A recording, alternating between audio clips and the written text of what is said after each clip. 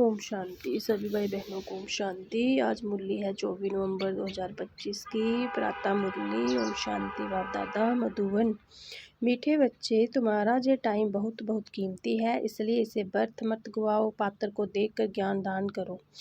प्रश्न है, गुणों की धारणा भी होती जाए और चलन भी सुधरती रहे, उसकी सहज विधि क्या है? उत्तर है, जो बाबा ने समझाया है वह दूसरों को समझाओ। ज्ञान धन का दान करो तो गुणों की धारणा भी सहज होती जाएगी, चलन भी सुधरती रहेगी। जिनकी बुद्धि में वह नॉलेज नहीं रहती, ज्ञान धन का दान नहीं करते, वह है मनहूस, वह मुफ्त अपने को घाटा डालते हैं। गीत है, बचपन के दिन बुला ना देना। ओम शांति। मीठे मीठे बच्चों ने गीत सुना, अर्थ तो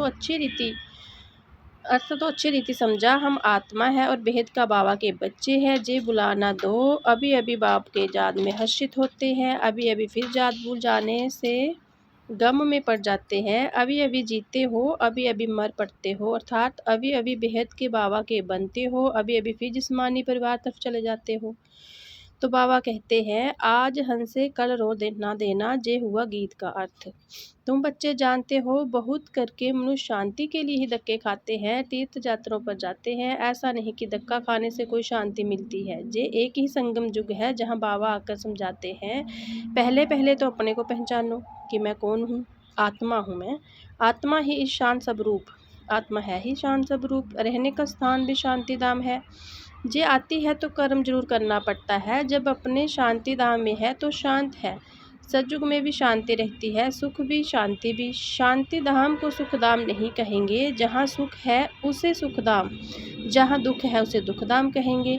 ये सब बातें तुम समझ रहे हो, ये सब समझाने के लिए कोई को सुख को समझाया जाता है। प्रदर्शनी में जब अंदर घुसते हैं तो पहले पहले बाबा का ही परिचय देना चाहिए। समझाया जाता है, आत्मा का बाप एक ही है, वही गीता का भगवान है, बाकी ये सब आत्माएं हैं। आत्मा शरीर छोड़ती और लेती है, शरीर के नाम ही बदलते हैं, आत्मा का नाम नहीं बदलता। तो तुम बच्चे समझा सकते हो, बेहद के बाबा से ही सुख का वर्षा मिलता है। बाबा सुख की सृष्टि स्थापन करते हैं, बाबा दुख की सृष्टि रचे, ऐसा तो होता नहीं। भारत में लक्ष्मी नारायण के राज्य थे ना। चित्र भी है, बोलो जे सुख का वर्षा मिलता है। अगर कहे जे तो तुम्हारी कल्पना है तो एकदम छोड़ देना चाहिए। कल्पना समझने वाले कुछ भी समझेंगे नहीं। तुम्हारा टाइम तो बहुत कीमती है। इस सारी दुनिया में तुम्हारा जितना टाइम कोई का है नहीं। बड़े बड़े मनुष्यों को टाइम कितना कीमती होता है, बाबा का टाइम कितना कीमती है। बाबा समझाकर क्या से क्या बना देते हैं। तो बाबा तुम बच्चों को ही कहते हैं कि तुम अपना टाइम मत गवाओ। नॉलेज पात्र को ही देनी है, नॉलेज पात्र को ही देनी है, पात्र को ही समझाना चाहिए। सब बच्चे तो समझ नहीं सकते, इतनी बुद्धि नहीं जो समझे। पहले पहले बाबा का परिचय देना है। जब तक ये नहीं समझते कि हम आत्मा के बाप शिव है तो आगे कुछ भी नहीं समझा सकेंगे। बहुत प्यार है, नम्रता से समझा कर वाना कर देना चाहिए, क्योंकि आसुरी संप्रदाय झगड़ा करने में देरी नहीं करेंगे। गवर्नमेंट स्टूडेंट की कितनी महिमा करते हैं, उन्हीं के लिए कितने प्रलब्ध रखती है। कॉलेज के स्टूडेंट ही पहले पहले पत्थर मारना शुरू करते हैं। जोश होता है ना, बूढ़े जम आता है तो पत्थर इतना जोर से लगा ना सके। अक्सर करके स्टूडेंट्स का ही शोर होता है, उन्हीं की तो लड़ाई के लिए तैयार करते हैं। अब बाबा आत्मा को समझाते हैं, तुम उल्टा बन गए हो, अपने को आत्मा के बदले शरीर समझ लेते हो। अब बाबा तुमको सीधा कर रहे हैं। कितना रात दिन का फर्क हो जाता है। सीधा होने से तुम विश्व के मालिक बन जाते हो। अभी तुम समझते हो हम आधा कल्प उल्टे थे, अब बाबा आधा कल्प के लिए उल्टा बनाते हैं।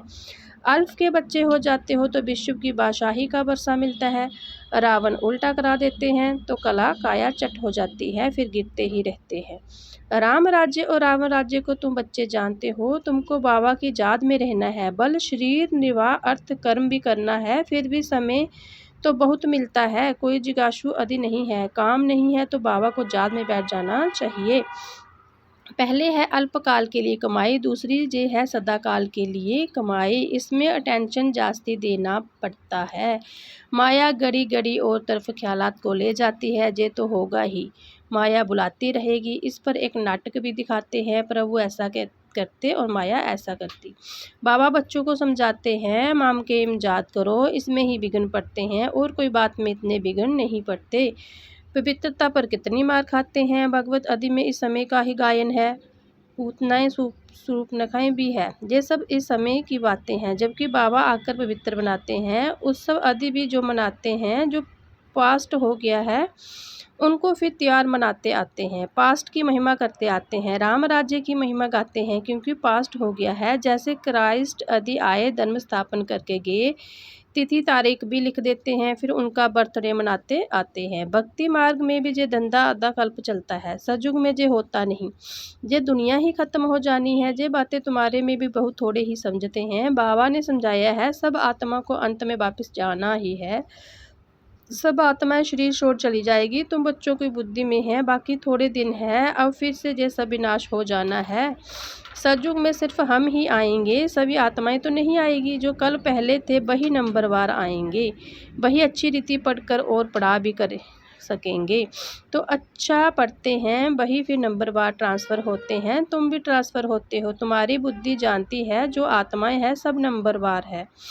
वहाँ शांति धाम में जाकर बैठेगी नंबरवार, फिर नंबरवार आती रहेगी। बाबा फिर से कहते हैं मूल बात है बाबा का परिचय देना, बाबा का नाम सदैव मुख में हो। आत्मा क्या है और परमात्मा क्या है दुनिया में ये कोई नहीं जानते। बल गाते हैं भ्रकुटी के बीच चमकता अजब सितारा, बस जास्ती कुछ नहीं समझते। सो भी जे ज्ञान बहुत थोड़ों की बुद्धि में है, घड़ी घड़ी भूल जाते हैं। पहले पहले समझाना है बाबा ही पतिति पावन है। वर्षा भी देते हैं, शहंशाह बनाते हैं। तुम्हारे पास गीत भी है, आखिर वह दिन आया आज। जिसका रास्ता भक्ति मार्ग में बहुत तकते थे, द्वापर से भक्ति शुरू होती है, फिर अंत में बाबा आकर रास्ता बताते हैं। क़यामत का समय भी इनको कहा जाता है। असुरी बंधन का सब हिसाब किताब चुकतू कर फिर वापस चले जाते हैं। 84 जन्म का पाठ तो तुम जानते हो, जे पाठ बचता ही रहता है। शिव जयंती मनाते हैं तो जरूर शिव आया होगा, जरूर कुछ किया होगा। वही नई दुनिया बनाते हैं, जे लक्ष्मी नारायण मालिक थे अब नहीं है। फिर बाबा राज जो सिखाते हैं, जे राज जो सिखाया था तुम्हारे सिवा और कोई के मुख में आ नहीं सकेगा, तुम ही समझा सकते हो। शिव बाबा हमको राजयोग सिखला रहे हैं। शिवम का जो उच्चारण करते हैं वह भी रांग है तुमको। अब बाबा ने समझाया है तुम ही चक्कर लगाए ब्राह्मण कुल में देवता कुल में आते हो, तुम ही चक्कर लगाए ब्राह्मण कुल से फिर देवता कुल में आते हो। सो हम सो का अर्थ भी तुम समझा सकते हो। अभी हम ब्राह्मण है, जे 84 का चक्कर है, जे कोई मंत्र जपने का नहीं। बुद्धि में अर्थ रहना चाहिए, वह भी सेकंड की बात है। जैसे बीज और जार सेकंड में सारा ध्यान में आ जाता है, वैसे हम 100 का राज भी सेकंड में आ जाता है। हम ऐसा चक्कर लगाते हैं जिसको सुदर्शन चक्कर भी कहा जाता है। तुम किसी को कहते हो हम सुदर्शन चक्करधारी है तो कोई मानेंगे नहीं, कहेंगे ये तो सब आपने ऊपर टाइटल रखते हैं। फिर तुम समझाएंगे कि हम 84 जन्म कैसे लेते हैं। जे चक्कर फिरता है अपने आत्मा को अपना 84 जन्मों का दर्शन होता है, इसको ही सुदर्शन चक्रधारी कहा जाता है। पहले तो सुनकर चमक जाते हैं, जे फिर क्या गुब्बारा लगाते रहते हैं, क्या गप्पे मारते रहते हैं। जब तुम बाबा का परिचय देंगे तो उनका गुब्बारा नहीं लगेगा।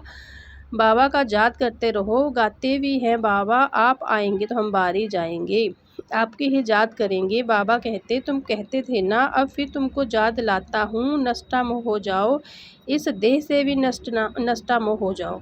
अपने को आत्म समझ मुझे याद करो, तुम्हारे भी कर्म विनाश हो जाए। ये मीठी बातें सबको पसंद आएगी। बाबा का परिचय नहीं होगा तो फिर किस न किस बात में संशय उठाते रहेंगे। इसलिए पहले तो 2-3 चित्र आगे रख दो जिसमें बाबा का परिचय हो। बाबा का परिचय मिलने से वर्षा का भी मिल जाएगा। बाबा कहते मैं तुमको राजाओं का राजा बनाता हूँ, जे चित्र बनाओ। डबल सिरदार राजाओं के आगे सिंगल ताज वाले माथा टेकते हैं। आप यही पूजिए, अपेहरी पुजारी का भी राय समझा में आ जाता है। पहले बाबा की पूजा करते हैं, फिर अपने ही चित्रों को बैठ पूजा करते हैं। जो पावन होकर गए हैं उनका चित्र बनाए बैठ पूजते हैं। ये भी तुमको अभी ज्ञान मिला है। आगे तो भगवान के लिए ही कह देते हैं आप ही पूजिए, आप ही पुजारी। अब तुमको समझाया गया है, तुम ही इस चक्कर में आते हो।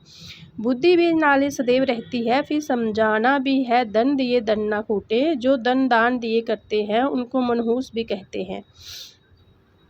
बाप ने जो धन दान नहीं करते उनको मनहूस भी कहते हैं। बाबा ने जो समझाया है वह फिर तुमको समझाना है। नहीं समझाएंगे तो मुफ्त अपने को घाटा डालेंगे। गुण भी धारण नहीं होंगे, चलन भी ऐसी हो जाएगी। हर एक अपने को समझ तो सकते हैं ना। तुमको अब समझ मिली है, बाकी सब है बेसमझ। तुम सब किसको जानते हो। बाबा कहते इस तरफ है देवी संप्रदाय, उस तरफ है आसुरी संप्रदाय।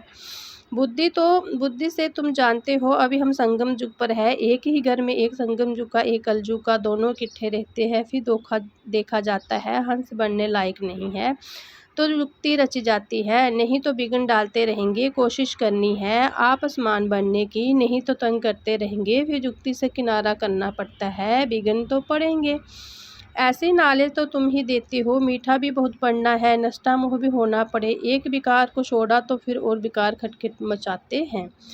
समझा जाता है जो कुछ होता है कल पहले मुवाफिक ऐसा समझ शांत रहना पड़ता है, बावी समझी जाती है। अच्छे अच्छे समझाने वाले बच्चे भी गिर पड़ते हैं, बड़ी जोर से चमाट खा लेते हैं, फिर कहा जाता है कल पहले भी चमाट खाई होगी। हर एक अपने अंदर में समझ सकते हैं, लिखते भी हैं बाबा हम क्रोध में आ गए, फलाने को मारा जे भूल हुई। बाबा समझाते हैं जितना हो सके कंट्रोल करो, कैसे कैसे मनुष्य हैं, अबलाओं पर कितने अत्याचार करते हैं।